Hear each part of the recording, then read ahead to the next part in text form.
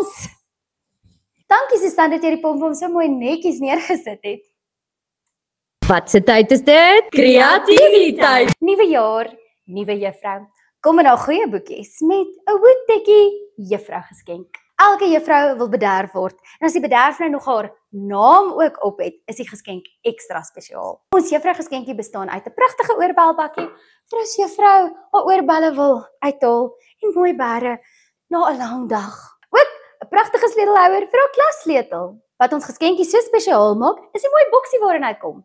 Ek gaan nou vir julle wys hoe ons hierdie ouetjie opjoes. Hierdie oulike pillowbox het ons by vir Annies gekry. Nou vat ons pompoms, want hulle is so van.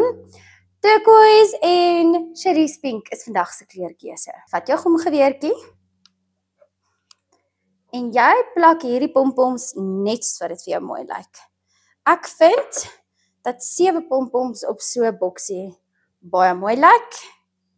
2, 3. Daar is nie eintlik 'n reg of 'n verkeerd met hierdie ene nie. En sien daar. Nou gaan ons geskenkie binne in die boksie sit. Daar's niks ouliker as 'n boksie met strooi binne nie. Hier gaan juffrou Letty se oorbelbakkie en haar sleutelhouertjie binne in die boks. Sy, skuif net jou strooi mooi rond. Nou vat ons 'n toutjie met 'n labeltjie en ons sit juffrou Letty se naam op haar geskenkie, sodat geen ander juffrou dit steel nie.